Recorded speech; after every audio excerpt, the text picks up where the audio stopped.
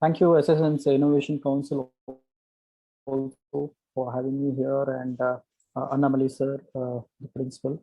Thank you for having me here. I see a lot of people slowly coming in and joining. Happy to see a lot of names without faces. So that's how it's been like in the last 2 years.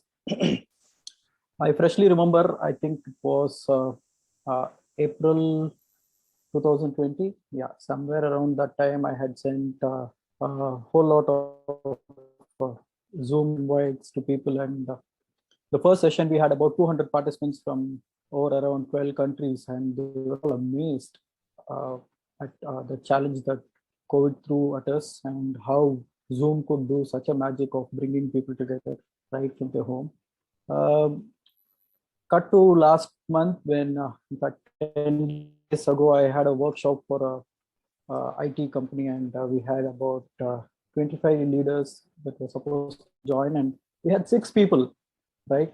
People are so pissed off today. If you get a Zoom link, you're so irritated. So how technology started from being a magic to the Zoom fatigue has set in. Uh, Actually, that 6 people, I just said, come on, guys, forget about the workshop. Let's talk as friends. There's no point running a workshop for 6 people.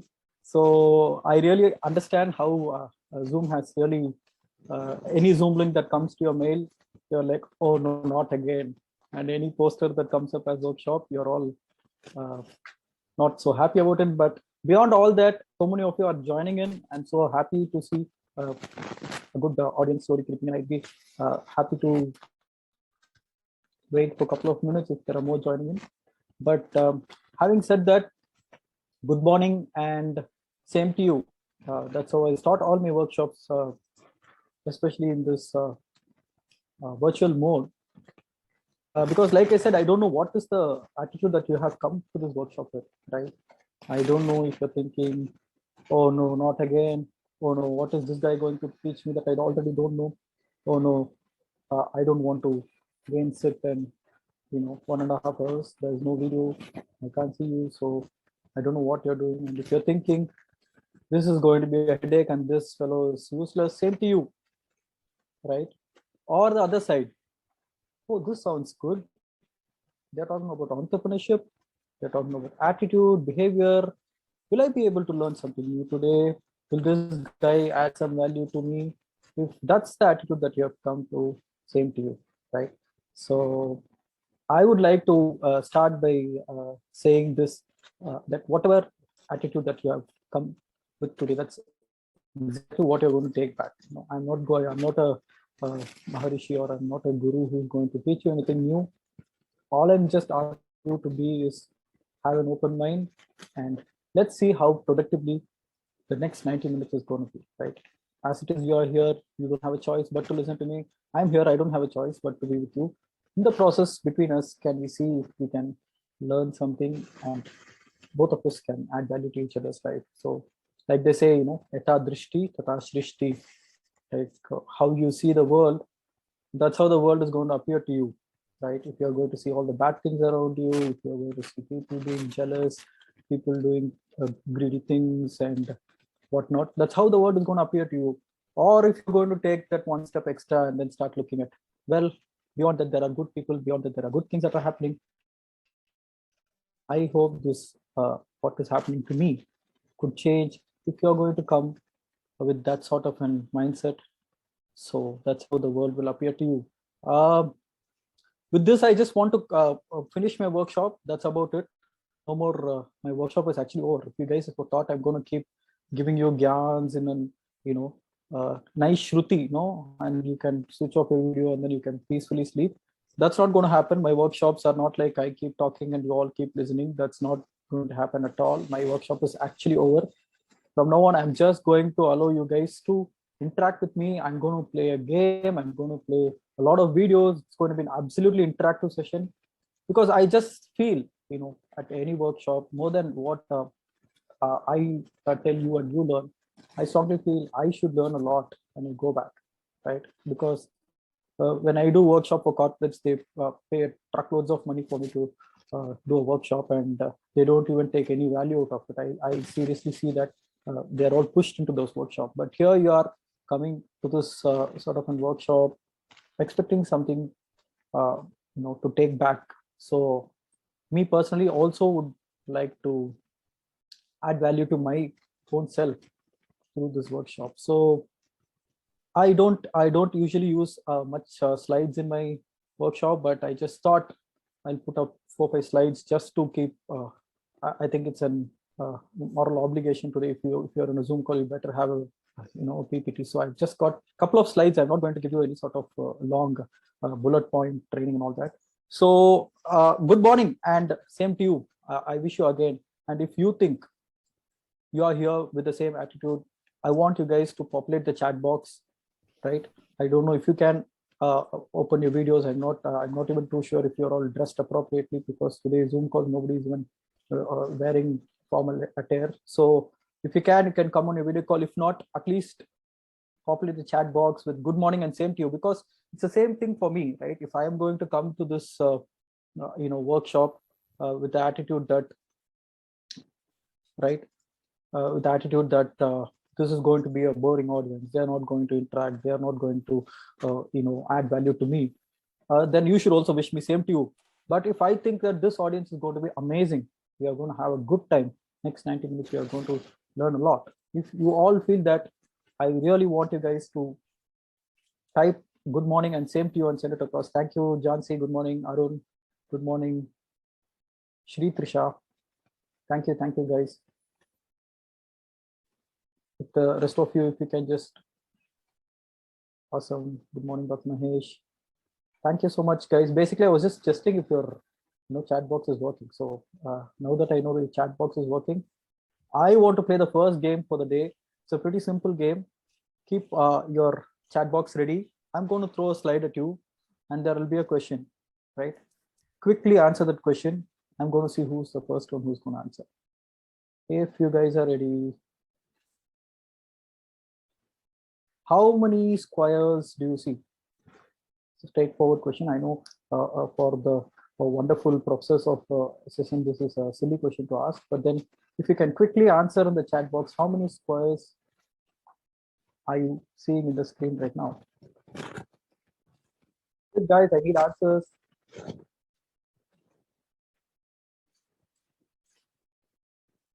Okay, all the questions are deep thoughts. Oh, 24. Okay, we have the first answer, but I want all of you to answer. It's okay, whatever it is. This is not a semester question, so feel free to just answer whatever comes to your mind first. Go ahead, guys. I'm waiting.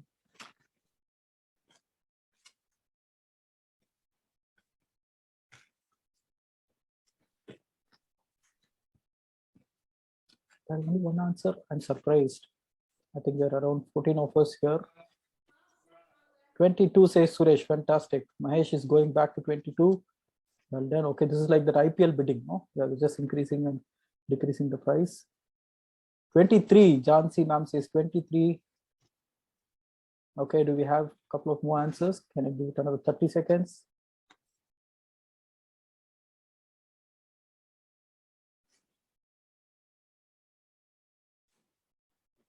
No? Okay, the others have already given up. Here we go. 23 says Shri and 25 says Arun. If you guys want to open the mic and then answer, feel free to do it. All right, I think that's a good guess. Guys, this is the workshop all about, right? I'm not going to give you something that you already not know. I'm not going to say something that you guys already not know. Generally, the first look, you get 16 squares. That's pretty obvious. So most of the answers are generally 16. And the overall square, that is something that people think about. So they just say 17 squares. And then slowly they realize there is a 2 cross 2 that adds up. And then they realize there is a 2 cross 2 in the center. And then they realize there is 2 cross 2 after each squares. And there is a 3 cross 3. Many of you actually missed that, right? There is a 3 cross 3 square that is part of this. So this 3 cross 3 square adds up to in total 30 squares, right? 30. So that's the total number of squares that we will end up seeing in that 4 cross 4 is basically 4 cross 4, 4 factorial, right? 4 into 4 plus 3 into 3. If you do like that, you get 30. The idea of putting the square is not to test your math knowledge, right? I'm no professor. I'm you're all accomplished professors, but and students, of course, who are doing a good job at SSN. But entrepreneurship is all about that, my friends. Are you seeing that 30 square, right? There were 60. There were a 4 cross 4 squares. I didn't add anything to it, right? But from 22 to 24 to 26, there are actually 30 squares. So you are that 30 square, right? Are you seeing that in you, right? Are you seeing that you are just not 16, you are just not 17, or you are not just 22 or 24, but the 30 squares that you are, right? So this next 75, 80 minutes is going to be all about discussing if we can bring this, or we can see these 30 squares that we have within us, right? In Innovation Council, I'm sure a lot of you are already in the part of your entrepreneurial journey, where guys are being an entrepreneur within an organization, trying to bring out various innovative solutions for this community at large. But I started my entrepreneurial journey when I was in my third year of college, right? That was my first venture way back in around 2004.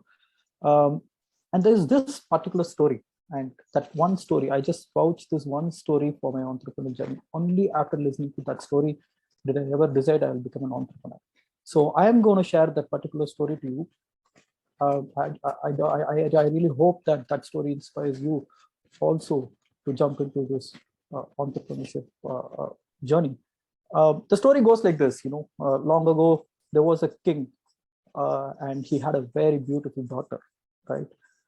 And obviously, kings being very protective of their kingdom and their daughter. Generally, when a war comes, people come into the kingdom and then take the most beautiful woman. That's how. Yeah.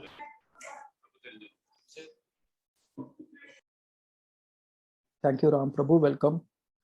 So that's how we the kingdoms work. So this particular king wanted to get the most courageous, the brave heart in the country to be married to his daughter. So he announced saying, well, I'm going to have an event where I want all the brave men of this country to come up, young, good-looking brave men to come up and fight for my daughter, right? There are going to be a contest where I'm going to check who is the bravest of the brave, and I'm going to give my daughter to that man, and obviously that man is going to end up becoming the prince and the king. So the word spread wide across the country, and many people, all the handsome young brave men, came in to participate in the D-Day where the contest was supposed to held. And you could see a lot of smart guys, well-built, healthy, brave men coming to the contest. And there was this one thin, lanky guy who was also roaming around, and all these guys were like bullying him, saying, do you even think you stand a chance to, become the prince? And you look so thin, you don't even look like you belong. And he was obviously very, very pissed and not too happy about how he was treated. While that was the case, the king came. The king announced and opened a huge door, and there was a large pool of water with crazily hungry crocodiles, right? There were so many crocodiles hungrily waiting to eat, and they were all moving around. And as you would have guessed, the king announced, the one who jumps into the pool and swims all the way to the other side of the pool will be the one who will be the most bravest man in this country, and I'm going to give my daughter to that guy and make him the next king. Obviously, everybody were, shell shocked. There is no way anybody could jump into that pool and come out alive, because the crocodiles are extremely hungry. Before anybody could just comprehend what was happening, here our lanky guy was in the pool already swimming and then coming out